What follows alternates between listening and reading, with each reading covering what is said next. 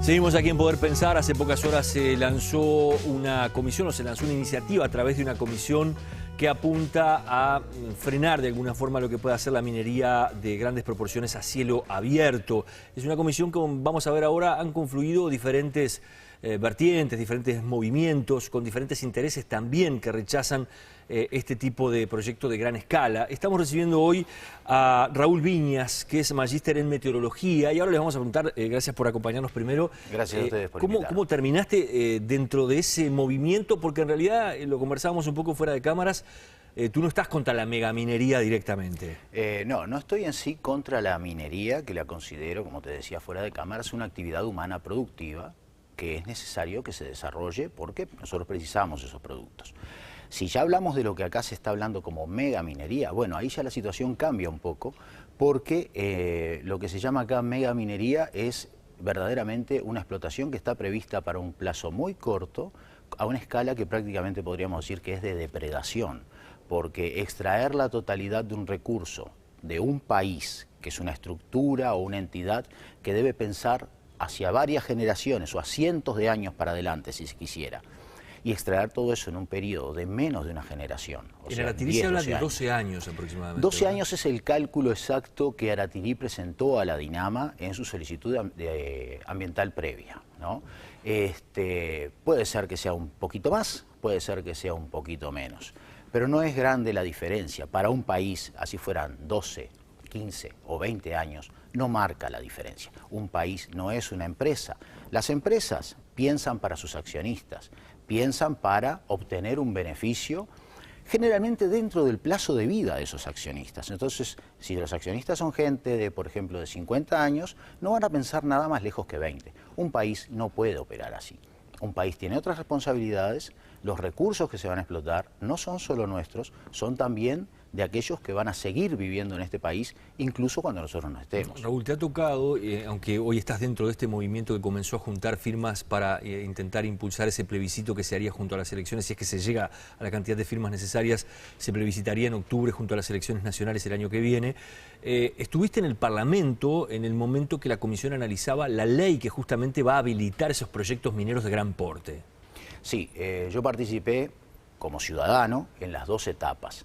En la etapa de diputados, donde presenté junto con algunos otros compañeros, principalmente la propuesta de que el Estado, como dueño de los recursos mineros que es, como dueño de los minerales, no eluda su obligación de controlar y regular la extracción. O sea, que el Estado diga, bueno, si tengo 100 y es rentable, porque en otros países se hace, sacar 2 por año, no saquemos más de esos 2 por año. Un volumen que podemos manejar, que podemos industrializar.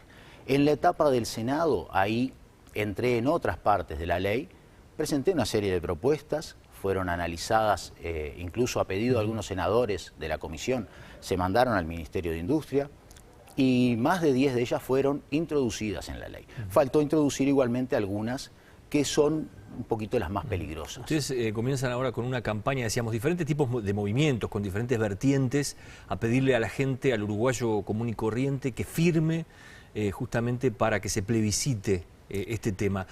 ¿Qué le dirías a una ama de casa, a un trabajador que está totalmente por fuera, ni entiende lo que es el tema de la megaminería y este proyecto de Aratirí? Nosotros específicamente lo que le pedimos primero a la gente es que se informe, que la gente busque información. La información está, es cuestión de encontrarla solamente. La información que nos dice cómo en otros países proyectos similares, incluso de la misma empresa que piensa hacer la explotación acá, trabajan en cantidades anuales muchísimo menores, incluso casi 15 veces menos de lo que se espera sacar acá del Uruguay anualmente, y son rentables, nos dan la pauta de que es algo posible, de que se puede hacer una minería rentable y que no sea depredadora, a una escala mucho menor.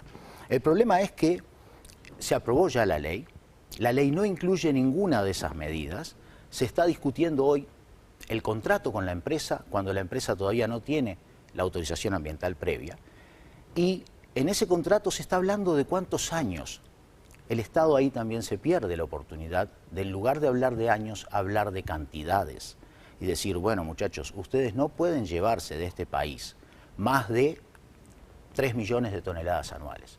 Eso elevaría ya de por sí por 6 el plazo de explotación.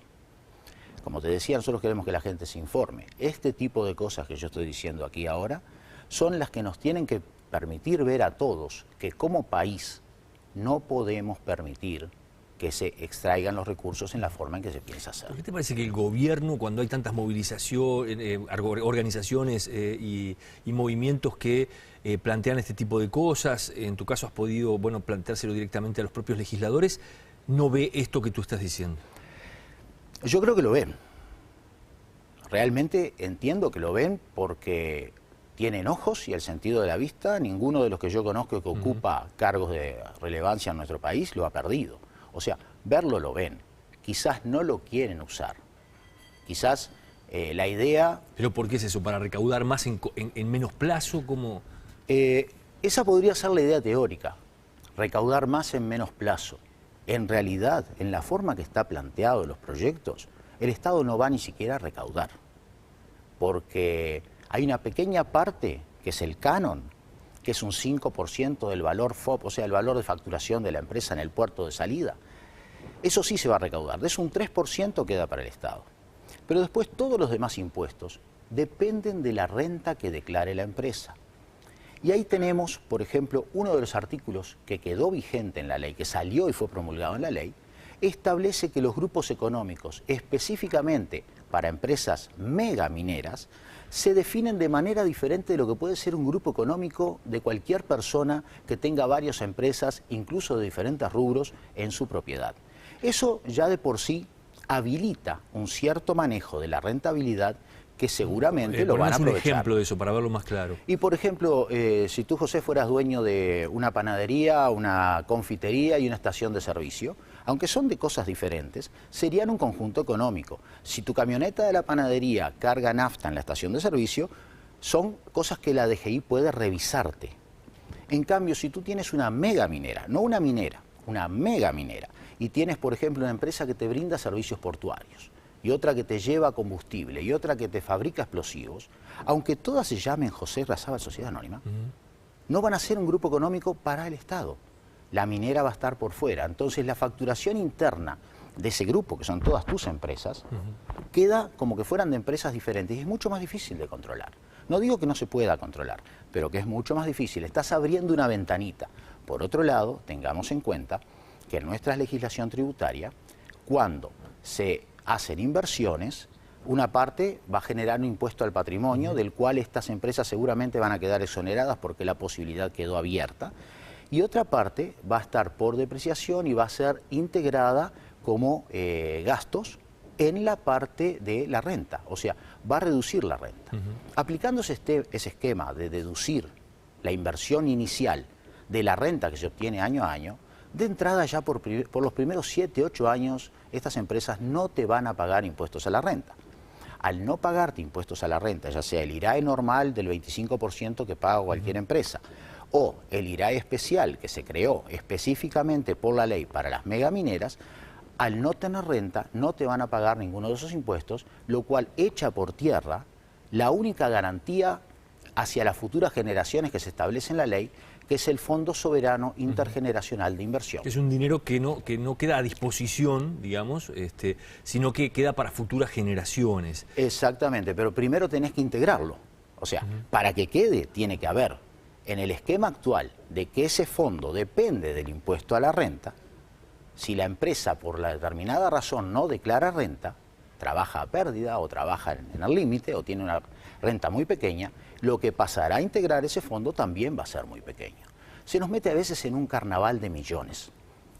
Yo le digo a la gente, calculen cuántos años tiene que trabajar cualquiera de ustedes que están viendo el programa para cobrar $1 millón. Hay que tener mucho cuidado. Cuando nos hablan de cientos de millones, el otro día la ministra Quechechean salió a decir que si se eliminaba la megaminería del Uruguay, la posible megaminería del Uruguay, teníamos que estar preparados para perder entre 800 y 900 millones de dólares anuales. Señora ministra, revise las cuentas, vea de dónde lo sacó. No hay forma que una mega minera entregue al país 800, 900 millones de dólares anuales, ni siquiera en un esquema de 50-50. No nos da. Fíjate que tendría que obtener una renta de por lo menos 1.600 millones de renta. ¿Cuánto tiene además de costos? Cuando sumás, esa empresa estaría facturando unos 2.500 millones. Raúl, ¿qué pasa con los propietarios de los campos? Recordemos que es el proyecto de Aratirí, abarca prácticamente territorios de 5 departamentos, ¿no? Del oeste del país. Sí, si contamos la parte del mineroducto, que todavía no se sabe por dónde va a ir, porque depende de dónde se instale la terminal. Si contamos esa parte, sí son varios, son 5 departamentos. En cuanto a los propietarios de los campos, es un tema de los propietarios, ¿tá? Hoy por hoy nuestra legislación dice que habiendo yacimientos mineros y autorizándose la explotación, el propietario tiene que, en cierta manera, ceder ante eso, ¿tá? Y recibe a cambio, así está puesto en nuestra legislación, un canon por el uso que se hace. El tema es que si tú miras nuestra legislación, está preparada más que nada para que en un campo de un señor que tiene 1.000 hectáreas, vengan y le ocupen 15 con una pequeña cantera o una cantera. Esto es diferente, esto es en campos de 500 hectáreas se instala una explotación que va a ocupar varios miles. Entonces hay campos enteros que desaparecen, lo cual hasta ahora no había pasado nunca en nuestro país. ¿Cómo lo ven en la interna? Decíamos, son movimientos que tienen diferentes vertientes, diferentes intereses. Tú decías, a ti te preocupa más cómo se va a instrumentar todo esto, claro, que el tema defensa de la tierra, la naturaleza, como otros movimientos pregonan. Claro, no es que no me preocupe ese tema.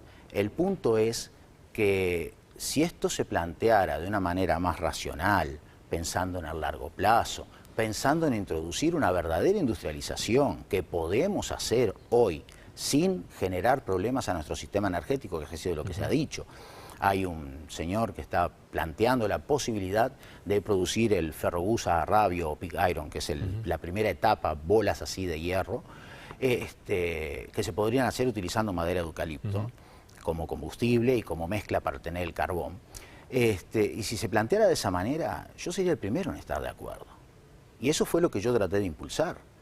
El tema es que verdaderamente hoy, varios de los que estamos en estos grupos, nos encontramos que nos han colocado entre la espada y la pared. O sea, o aceptamos que vengan y hagan lo que quieran, que no es lo que queremos aceptar, y no por nosotros. Yo no tengo campos en ninguna parte de estas, no tengo ningún interés en las empresas mineras, ni en la minería, ni tampoco trabajo ni para la gente que tiene tierras en la zona, ni nada, ningún interés. Mi interés es puramente académico.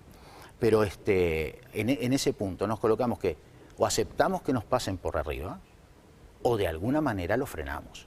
La propuesta hoy es una propuesta dura, una propuesta de la cual muchos de los que integramos no estábamos de entrada preparados para tomarla, pero que nos han llevado a ella, que es la de prohibir la mega minería en este país. No la minería, la mega minería y específicamente la de minerales metálicos. Gracias por habernos acompañado, por habernos planteado el tema y bueno, estará en marcha esa recolección de firmas que se lanzó a comienzos de esta semana. Muchas gracias. Muchas gracias a ustedes. Nosotros nos vamos a la pausa y ya regresamos aquí en Poder Pensar.